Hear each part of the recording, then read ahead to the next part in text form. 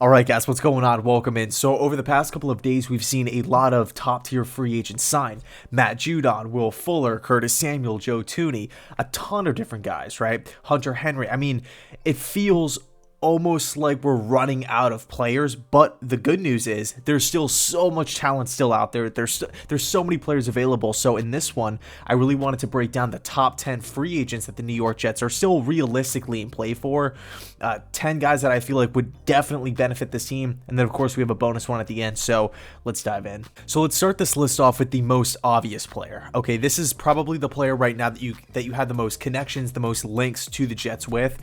It's cornerback from the San Francisco 49ers, Richard Sherman. I mean, you start just going down the list. Sherman knows the system. He fits the system. He's excelled in the system. Of course, he's not what he once was, where he's arguably the best cornerback in the entire league. But he's made a Hall of Fame career playing in these cover 3, cover 4 zone looks. He's a vet. He's seen a lot of football. He's played in a lot of playoff games. I really feel like he's going to be a leader. He will bring a winning culture, a winning attitude to the New York Jets. He would be a great mentor for the young guys. The Jets have enough money to pay him, and we have a hole at the cornerback position. And by the way, Richard Sherman loves Robert Saleh. He was extremely vocal throughout the hiring process of Robert. Now, the rumored teams interested in Richard Sherman include the Cleveland Browns, the Las Vegas Raiders, of course, the New York Jets. And then as of late, by late, I mean maybe the last 24 hours, I've heard the New Orleans Saints are going to try to make a push. So we'll see where Richard Sherman lands. I think he'll snag maybe a 1 to 2 year contract. So nothing too crazy, but Richard Sherman for me, I definitely want to see in the green and white next season. Next up, former running back of the Denver Broncos, Philip Lindsay. And I got to be honest with you, I didn't see a Broncos Lindsay breakup happening this offseason. Not in the least. Okay, I was shocked when Lindsay became available. I mean, I've always felt like Philip Lindsay embodies Denver. He's from Colorado. He played at Colorado. He got an opportunity with the Denver Broncos and maximized his opportunity. Back-to-back 1,000 yards on the ground, 2018 and 2019. Really, really good seasons. 2020, last year, it was a bit of a down season for sure. He missed some time. He was splitting carries with Melvin Gordon. Wasn't really the best offensive system fit under new offensive coordinator Pat Shermer.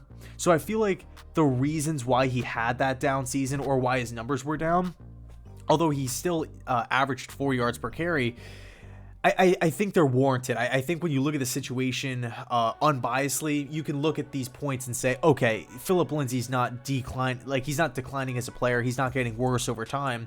It's just a bad situation, just kind of a bad season overall. So if you're projecting Lindsay to a team like the New York Jets, he would be a great system fit, that zone running scheme. I mean, he is a little short at 5'8", but you're looking at the Jets room. I like it. I don't love it. I don't think we have that premier horse of a running back. I don't think we have that true RB1. I think it'll definitely be a competition. So I'm looking at Philip Lindsay as the best running back on the market over guys like James Conner. I think he's better than guys that have already signed, like Carlos Hyde in Jacksonville, Marlon Mack in Indianapolis, Mark Ingram in Houston. I think Philip Lindsay, I think this guy's a true ball player. I would be pumped. I would be pumped up if the Jets were to land Philip Lindsay. Next up, a shocking release that happened yesterday in Chicago.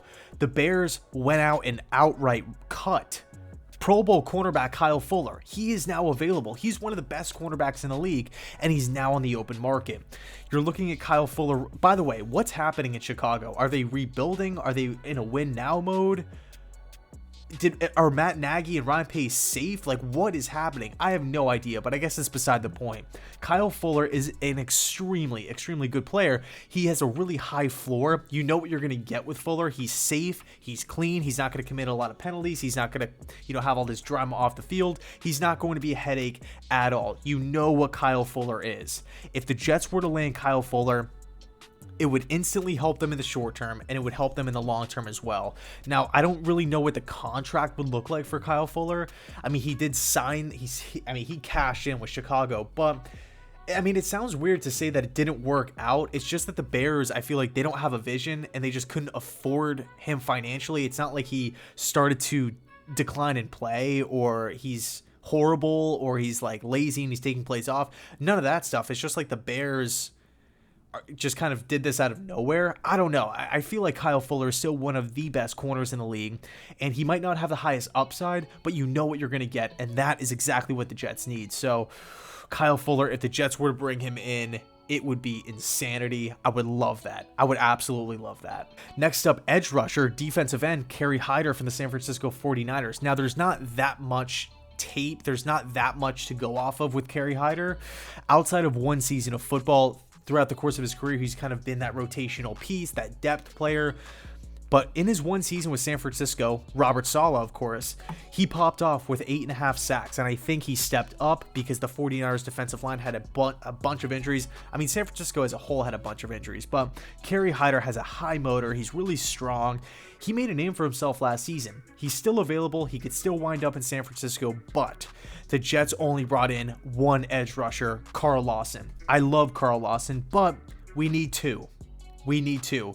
And the Jets, when you're looking at the draft, you're not going to take an edge rusher at 2. You're not, as far as value is concerned with this draft, is there one worth taking at 23? Unless Greg Rousseau falls to 23, which I doubt, then I would have to say no. And then going into the season, do you really want to take a swing on a second or a third or a fourth round guy? I think that's too sketchy. It's too dicey for me. Go out and sign Kerry Hyder to a cheap contract. Let him play opposite of Kerry Hyder, or of Carl Lawson, and just go to work. Let's see if he can recreate some of that magic from last season. Unique Ngakoue is off the board. Jadeveon Clowney's still on the board. We're going to get into that. But Kerry Hyder, to me, he knows the system. He obviously produced in his one season with Robert Saleh. I feel like this would be a match made in heaven. And plus, he's cheap. You're not going to have to shell out a 5-year Bud Dupree style of contract, so makes a lot of sense. Next, running back from the Seattle Seahawks, Chris Carson. I want to say he's a fan favorite for sure. I feel like there's a huge fan push for the Jets to sign Chris Carson. Hard-nosed running back, runs between the tackles really well. Strong, really strong, has a lot of potential, a lot of upside. Never really became that premier bat, like that true stud, or that. Maybe it's because he had like big shoes to fill with Marshawn Lynch. I don't know. But Chris Carson never really lived up to the hype, but he's still a productive player nonetheless. And I feel like he would be an incredible system fit as well. As far as the running backs are concerned, we have a lot of options. Even James Conner from Pittsburgh, he's out there. But Matt Breida's out there too if the Jets want to roll with a cheaper option. But man, Chris Carson or Phillip Lindsay, I feel like would be home runs for the Jets offense. So Carson makes a lot of sense. Obviously, he's not being brought back by Seattle. I don't know what's happening in Seattle. A lot of question marks over there. But Chris Carson, to me, makes a ton of sense as well. Next, K'Wan Williams, slot or nickel cornerback from the San Francisco 49ers. I feel like this one's obvious, and I feel like it's just a matter of time before this gets done. Has had some injuries, has had an up and down career, but when you're looking at when he's healthy, when he's on the field, he's a really productive player. He does a lot of the dirty work, produced under Robert Saleh, knows the system, fits the system, all that good stuff. If the Jets maybe value Williams more than a Brian Poole, I can see this happening today, actually. I could really see this happening today or within the next 24 hours. I really like K'Wan Williams. Again, he's battled with some injuries, but you're not going to have to sign him to a long-term deal. Nickel cornerbacks don't really get paid as much as these boundary cornerbacks do anyway. So I really wouldn't worry about the money or anything like that. He's a great system fit. We don't have that slot cornerback figured out right now on the roster. Even going back to Cleveland, I like K'Wan Williams. I've always thought there was a place for him.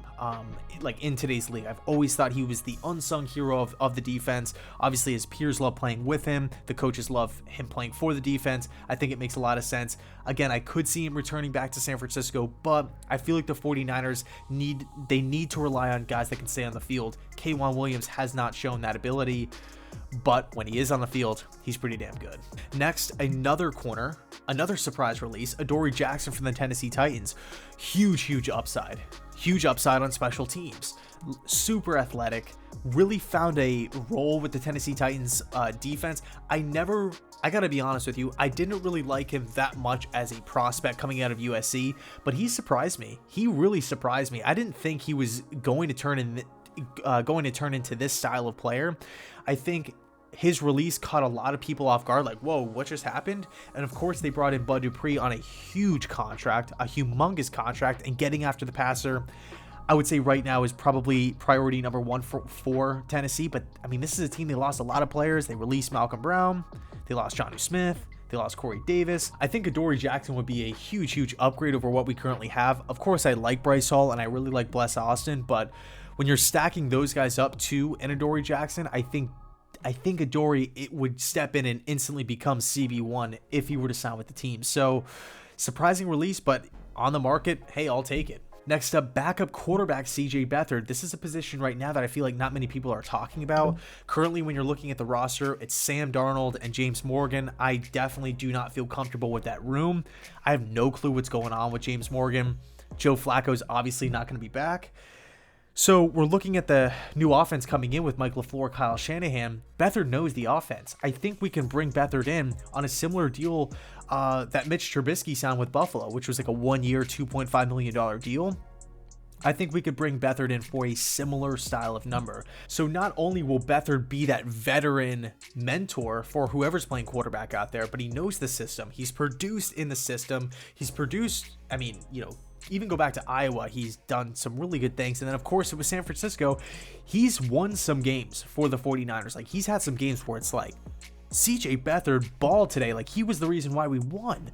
He can play. CJ Beathard can play. I'm a really big fan of really quick release, short passing, accurate, good footwork. I like Beathard a lot. Also, if the Jets hypothetically roll with Sam Darnold, he has not shown the ability to stay healthy. He's not durable. He's missed time every single season. We need a reliable backup. We do. Say we draft Zach Wilson. He's had the shoulder problem. He doesn't really have the biggest frame. If he gets hurt, we need that reliable backup. So I think this position, and by the way, I'm not comfortable with James Morgan as the backup quarterback. There was no preseason last year. There was no camp last season.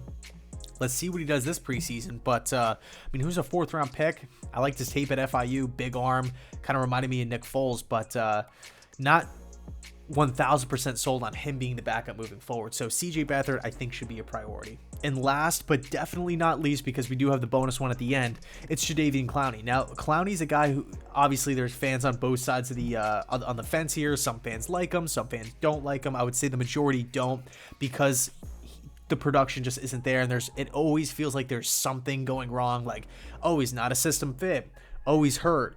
Oh, he's on the field, but he's not producing, something like that, or he can't get after the quarterback. But the upside is just so high. It's tremendously high. He's great at setting the edge in the run game. I think if you get Clowney in the right system, with the right coaching staff, where he's not the premier #1 edge rusher, he can maybe make some noise. I don't think you look at the Jets, that's exactly what they have. They have a great coach in Robert Saleh. They have a system that can maximize Clowney's talents. And number 3, they have Carl Lawson as that #1 edge rusher. So you can probably sign Jadeveon Clowney on a cheap 1-year incentive-based deal where he comes in maybe a little bit more motivated. And in New York City, I think that could work. I think it would just be fun. I don't see a situation where if the Jets were to bring him in, it's like, great, that this is going to cost us some games, or this is going to hurt the team.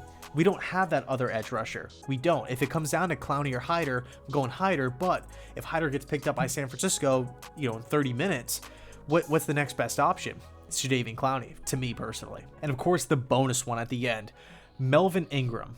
Melvin Ingram from the LA Chargers. Now, this one's interesting because he's older.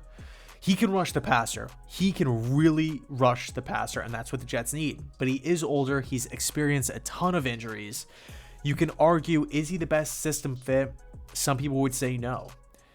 So if you're looking at the pass rushing numbers and you're looking at what he can do physically to get after quarterbacks, I could see Robert Saleh maybe saying, hey, we can use him. That we have a spot for Melvin Ingram. Just depends on the money, the finances, but that we can do this.